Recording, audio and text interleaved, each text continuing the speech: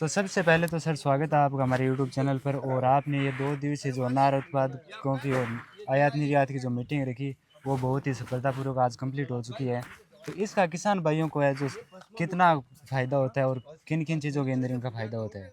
ऐसा है। एपीओ का गठन का मुख्य उद्देश्य है फसल की लागत कम करना, उत्पादन बढ़ाना और जो उत्पादित माल है उसको उचित मूल्य पर बेचना। तो एपीओ ये कंटिन्यू प्रयास तो कर रहा था।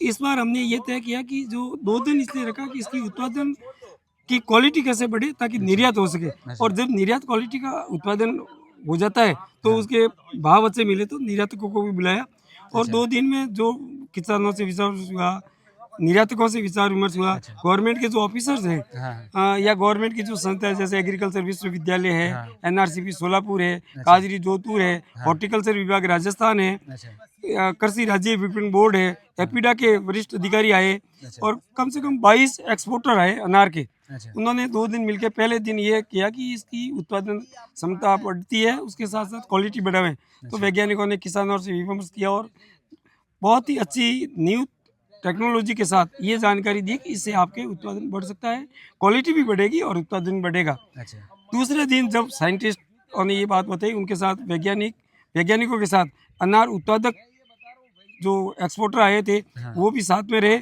और उन्होंने भी बताया कि हम इसकी क्वालिटी का कौन सी क्वालिटी का माल है जो बाहर जाता है, जिसकी रेट अच्छी मिलती है, अच्छा, ताकि किसान भी उसे समझ सके और किसान उस टाइप का उत्पादन करे, तो हम लेने के लिए तैयार हैं। अच्छा, वो जब बगीचों में गए, उन्होंने जब बगीचे देखे, तो उन्होंने बताया कि इस एरिया का, इस क्षेत्र से जो उत्पादन हो रहा है अनार का, हाँ, हाँ, वो क्वालिटी बहुत अच्छी है, अच्छा, संभावनाएँ वो निर्यात की बहुत ज़्यादा है।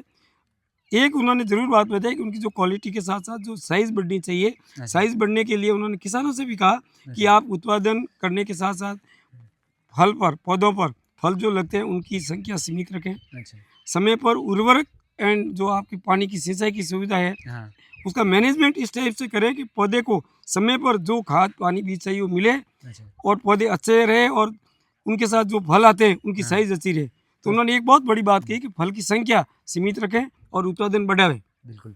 तो सर आपने जैसे उर्वरक की बात की, तो आपने ये पेस्टिसाइड भी इसके अंदर बहुत ज़्यादा डलता है, और न्यूट्रिएंट्स और पेस्टिसाइड के बीच का जो रेशियो है वो कितना किसानों को रखना चाहिए?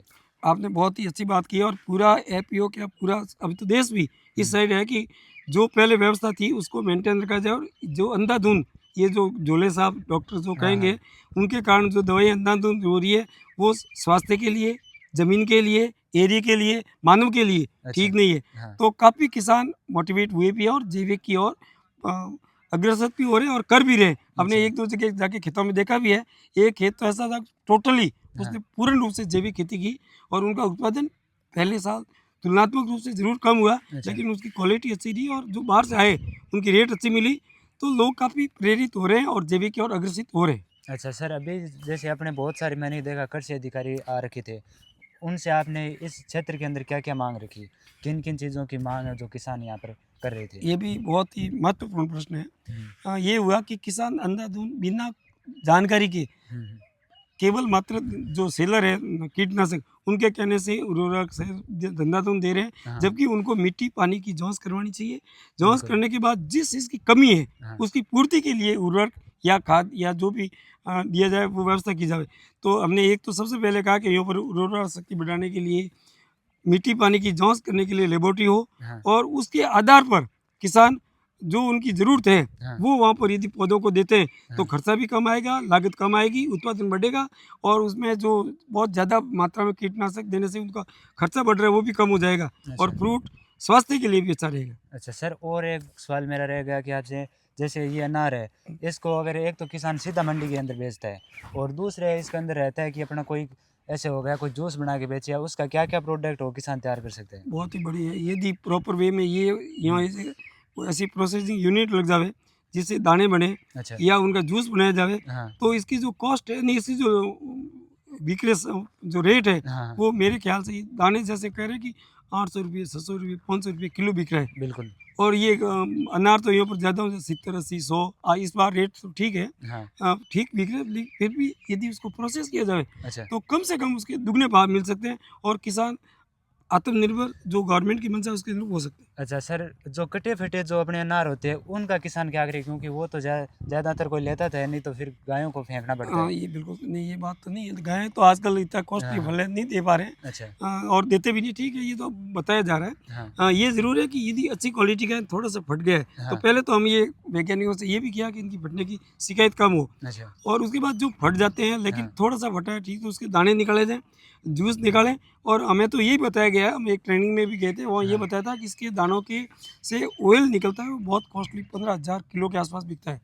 तो हम गवर्नमेंट से भी ये अपील कर रहे हैं, और हमने ये जो एपीडा के मार्फत से, सरकार का यूनिवर्सिटी के मार्फत से, एग्रीकल्चर डिपार्टमेंट से, राज्य कृषि विपणन बोर्ड के मार्फत से ये वो अपनी बात पहुंचाई है कि अच्छा। हमने प्रोसेसिंग यूनिट लगाने हाँ, के लिए बड़े स्तर पर या युद्ध स्तर पर कार्रवाई की जाए, तो किसान जो ये इतनी मेहनत कर रहे हैं उनको अपनी उपज का उचित मूल्य मिल पाएगा। अच्छा सर, यहाँ पे जैसे ये भगवा सिंदूरी लगी हुई है सारी जगह वैरायटी, तो यहाँ पे कोई और भी वैरायटी लाना चाहोगे आप?